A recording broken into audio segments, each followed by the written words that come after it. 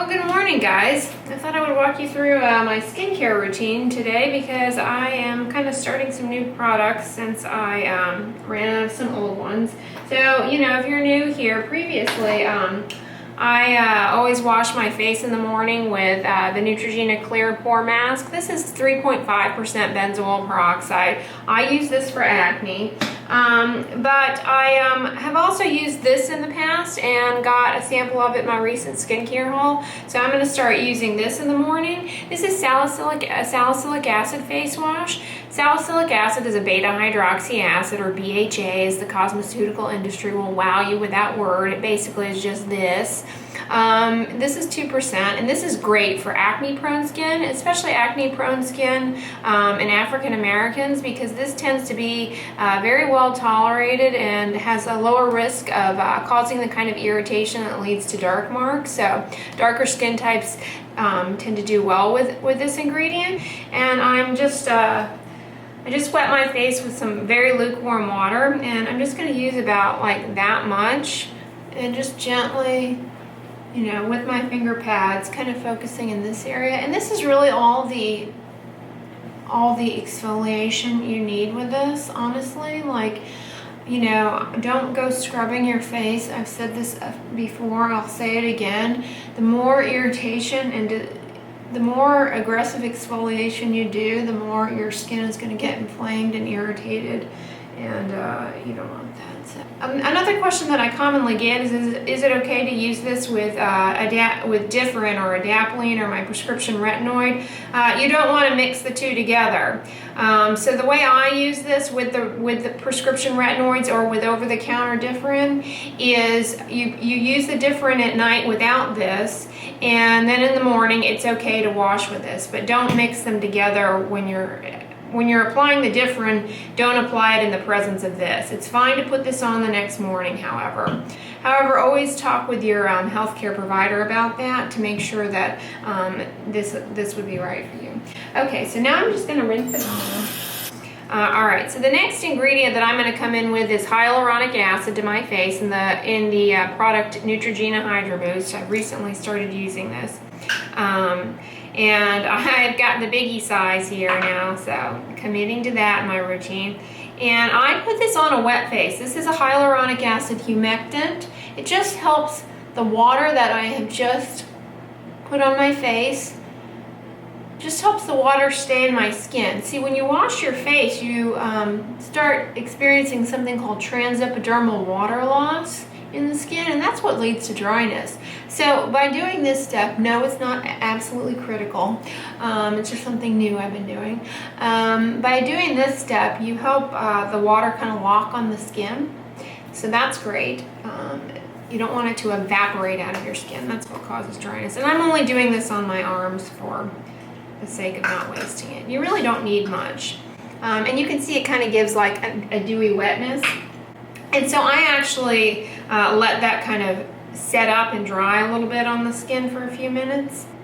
Okay, so my face is hydrated and dry, and I previously was using this physical sunscreen by CeraVe that only has zinc and titanium dioxide in it. So this offers protection against not only UVB but UVA. So those are the two wavelengths of ultraviolet light. UVB is the one that contributes to skin cancer and the majority of skin burns, but UVA is what most of the sunlight is, and it penetrates deeper and ages the skin. And so this is a pretty zinc and titanium dioxide based sunscreens, or physical sunscreens, that provide pretty good coverage against those wavelengths. However, they tend to leave the white film, which I always say embrace. I just ran out of this. So today I'm going to use the Neutrogena Ultra Sheer Dry Touch SPF 100 plus, which I didn't even think they could say, but anyways, it's broad spectrum, and this is a chemical sunscreen. I'm using it solely because I have it, and chemical sunscreens do lose their efficacy with time, and this is brand new. It has avobenzone in it, which is quite good actually at filtering out UVA. So I'm gonna go ahead and use that today. Ultra Sheer Dry Touch formula. You can get this at Costco, guys. And it is really nice and creamy and hydrating. It goes on pretty well. I just go ahead and put that on all over.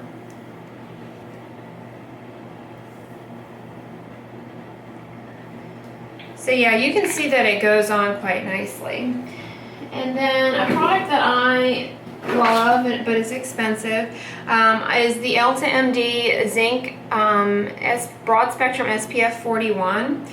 This is solely a physical sunscreen, okay? See, all it has in it is zinc and titanium dioxide, especially under the eye area and the nose. Or the mask area. The reason I really target these areas is these are high-risk skin cancer sites, which is the goal, you know. Anti-aging is a marketing premise. Cancer prevention is my premise, and I think you guys should take that into account regardless of your age. Because the skin cancer can be quite disfiguring, and not only can the skin cancer be quite disfiguring, but the surgery that you may very well likely have to undergo can be quite a burden in your life. So this can help reduce that chance for you.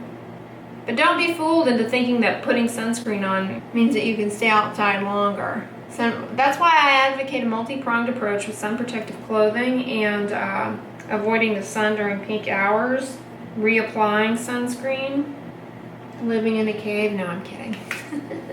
A consistent, all-day, good effort. Don't strive for perfection. You'll make yourself mad. I also put sunscreen on my lips. And then I come in with him. I like him. This is the healing ointment.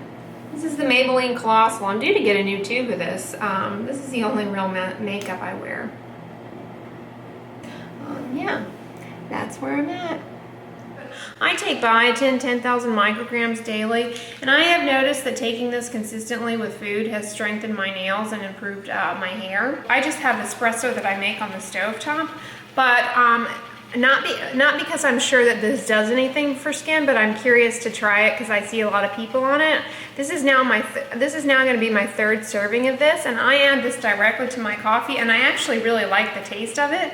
This is a adaptogenic mushroom drink thing that is marketed and purported to have skin radiant benefits. I'm not sure that that's true, but I mean, the internet says it works, so it must, right?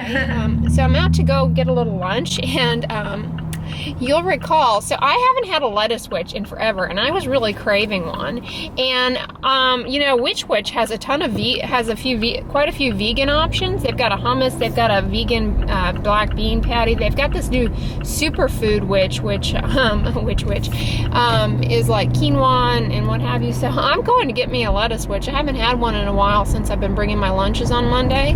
No, I'm not a vegan or a vegetarian, but I try and eat mostly vegan and vegetarian. This is my coolie bar hat that I wear as much as I can to protect my nose and face from what sunscreen can't really do, from any sunscreen gaps, if you will. So it's basically a salad that you can eat with your hands, but it's got cucumber, avocado, hummus, peppers, oregano, tomato, and mushrooms. So, looks wonderful. I think that would be adorable. I got so many items from Misguided because they just chippity chopping up some veg. I was really happy with the vegan options at Witch Witch.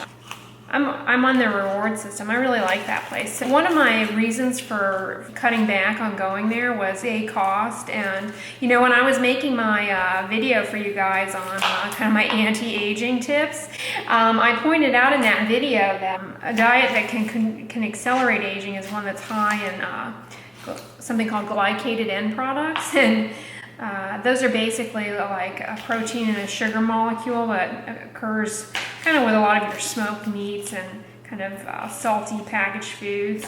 And I realized, well, I'm probably consuming a lot of those with my little Witch Witch deli meats habit here. So So I basically wanted to cut back on my consumption of that too. So that's part of the reason why I stopped going there so much, but there was really no need to. But I felt like if I just went cold turkey, literally cold turkey from the cold cut turkey, that I'd get into trouble.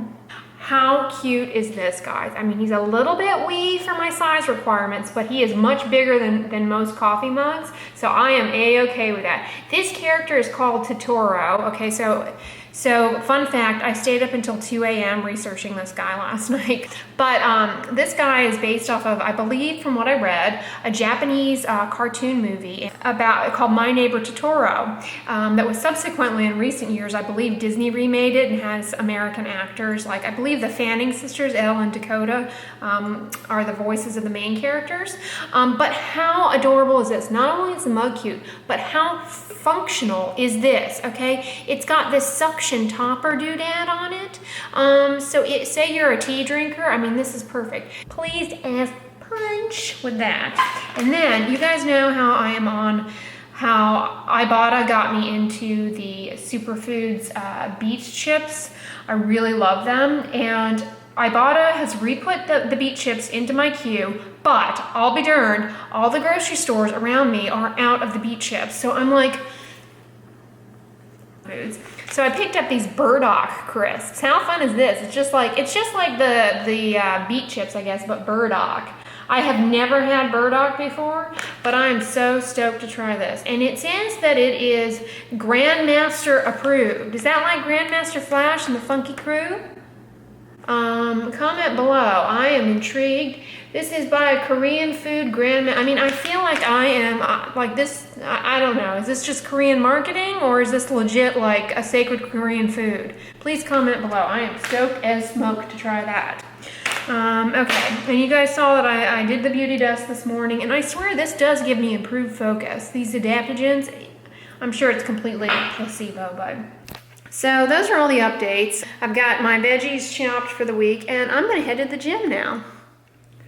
Well, hey guys, it is Sunday night, and so as far as my nighttime skincare routine, I will do the rundown with you in terms of what I do. I just got out of the shower, I use benzoyl peroxide wash called Panoxyl that I'll link down below to acne-prone areas that on my back and body. I let it sit there on the skin for a few minutes and then rinse it off. I've been removing my makeup with this Ultra Gentle Daily Cleanser by Neutrogena. It works really well. I tolerate it well. It does have a lot of fragrance in it, as I mentioned in my skincare haul. So that's what I take my makeup off with. And then to my wet face, just like this morning, I came in with my newfound friend, the Neutrogena Hydro Boost for hyaluronic acid, okay? And instead of sunscreen, I came in with my Neutrogena oil-free moisturizer. So I've been consistently using adapalene 0.1%. And if you're interested in how I started using this, go back through my vlogs in January. So I came in with this to pretty much my entire face, sparing areas around my eyes, around my mouth, and around my nose. And I also come in with, after that, I love this product. I usually use Zap-Zit, but I'm out of it. And as I showed you guys in my recent skincare haul, it's 2.5% benzoyl peroxide. It's fine to use this in combination with adapalene. You don't use benzoyl peroxide or salicylic acid with retinoids, but it's okay to use benzoyl peroxide with this retinoid. I know it's confusing. Here on the lips, I put this on my lips, and that is basically it. Anyways, guys, that's my updated skincare routine, and as far as my face goes. So, you know, I've got a ton of new products that I showed my haul, and so I'm going to think about how I want to incorporate some of them. And I'd love you guys' feedback. If you haven't checked out the video, go check it out. But yeah, anyways, guys, I hope you guys enjoyed the vlog today and the updated skincare routine. Give this video a thumbs up, share it with your friends, and as always, don't forget, sunscreen and subscribe. I'll talk to you guys tomorrow. Bye!